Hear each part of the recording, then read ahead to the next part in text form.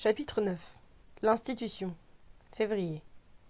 Une fois la porte refermée derrière Elear Ilmorienval, le cœur de Salim retrouva peu à peu un rythme normal. La présence de la sentinelle l'avait stupéfié. Pourtant, à y réfléchir, c'était la clé qui expliquait les événements récents. Qui d'autre qu'elle aurait voulu et surtout aurait pu tendre un tel piège à Elwilan? Restait à comprendre pourquoi elle ne l'avait pas éliminé purement et simplement, et ce que dissimulait cette étrange institution. Il attendit d'avoir recouvré son calme et sortit de sa cachette. Il aurait tout le temps d'y songer lorsqu'il aurait tiré Ewilan de ses guêpiers. Pour l'instant, il avait une tâche à mener à bien. Essayant d'imiter la démarche fluide d'Elana, il emprunta les escaliers et se faufila à l'étage. Les veilleuses de sécurité placées à intervalles réguliers contre les murs suffisaient pour qu'il se repère et lui garantissaient la discrétion, tant que quelqu'un n'avait pas la mauvaise idée d'allumer les plafonniers. Il songea brièvement à ce qu'il ferait si cela se produisait.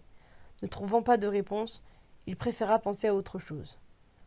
Comme il s'en doutait, les pièces à ce niveau étaient essentiellement des chambres. La première était déserte, ainsi que la deuxième, mais dans le lit de la troisième, un dormeur ronflait bruyamment. Salim referma la porte en douceur et reprit son exploration. Encore 2 chambres, l'une occupée, l'autre vide. Une salle d'eau, puis Salim découvrit un bureau. Il s'y glissa, espérant, à défaut d'Ewilan, y dénicher des informations intéressantes. Il avait à peine commencé sa fouille qu'un bruit de voix le fit sursauter. Des hommes approchaient. Salim se figea, guettant le bruit assourdi de leurs pas sur le tapis du couloir. Ils s'arrêtèrent devant le bureau. Qu'est-ce que ces types venaient faire ici en plein milieu de la nuit? Avait-on remarqué sa présence? L'alerte avait-elle été donnée? Salim chercha frénétiquement un refuge des yeux. La porte s'ouvrit alors qu'il se glissait derrière une commode massive. La pièce s'éclaira et 2 hommes entrèrent. Salim se recroquevilla dans son coin. S'il le cherchait, il était fichu. Sa cachette ne résisterait pas une minute à la moindre inspection. Sa seule chance était que...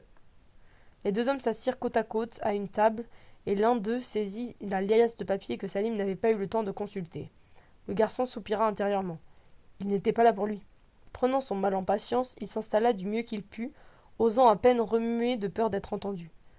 Calé contre le mur, il tendit l'oreille pour glaner d'éventuels renseignements.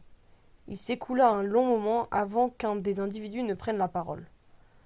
La police continue à rechercher notre dernier pensionnaire. La fille qui a failli s'échapper le jour de son arrivée? Non, personne ne pose de questions à son sujet. C'est à croire qu'elle n'a pas de famille. Je parlais du bébé. Et alors? La fausse piste de la filière roumaine fonctionne parfaitement. Médias et police sont persuadés qu'il a été enlevé par un réseau de trafiquants d'enfants. Nous ne sommes pas près de les voir ici. Et la commission d'enquête du ministère de la Recherche? Elle devait passer à la fin du mois. Le problème est réglé. Regarde. De nouveau des bruits de papier. Puis un ricanement, teinté de mépris. Les hommes poursuivirent leur travail en silence. Une attente interminable débuta alors, rythmée par le bruissement des feuilles et les remarques inaudibles. Salim finit par s'inquiéter. On avait beau être au cœur de l'hiver, la nuit toucherait bientôt à sa fin.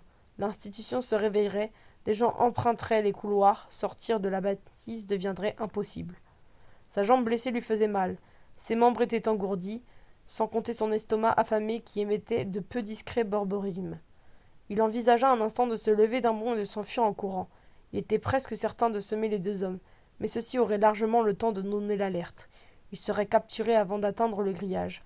Se hisser hors de la pièce comme un fantôme? Irréalisable. Il devait attendre. Par le carreau de la fenêtre, proche de son œil gauche, il apercevait le toit plat de la construction où il en était sûr désormais et où Ilan était retenue prisonnière. Et plus loin, les premiers arbres de la forêt de Malaverse. Le ciel, depuis peu, lui paraissait moins sombre. Allait-il se retrouver coincé à cause d'un duo de scribouillards qui n'avaient rien d'autre à fiche que travailler la nuit? C'était trop bête. Il en était à sa 14e série de malédictions enrichies de jurons muets lorsqu'un bruit de chaise se fit entendre. Les hommes se levaient. Ils rangèrent des dossiers dans un tiroir et se dirigèrent vers la porte, passant à moins d'1 mètre de Salim aussi immobile qu'une statue. Lorsque leurs pas se furent éloignés dans le couloir, il se redressa. Ou du moins essaya. Ses jambes ankylosées ne répondaient plus, son dos était raide, sa nuque douloureuse. Il eut toutes les peines du monde à se tenir droit. Heureusement qu'il n'avait pas tenté de s'enfuir en courant. Il s'imagina s'effondrant sous le tapis, sous le surpris de 2 travailleurs nocturnes et se félicita de sa prudence. Le jour commençait à poindre. Il n'était plus temps d'explorer le reste de la bâtisse. Salim calcula qu'il restait moins d'1 heure de tranquillité. C'était à peine suffisant pour quitter l'institution et se mettre à l'abri. Avec un grognement de frustration, il opta pour la retraite. Il allait devoir rafistoler la clôture et prier toute la journée pour qu'un garde ne s'aperçoive pas qu'elle était découpée. Ombre parmi les ombres, il se glissa jusqu'au rez-de-chaussée. Il retrouva sans peine la pièce dont il avait forcé la fenêtre et bascula à l'extérieur.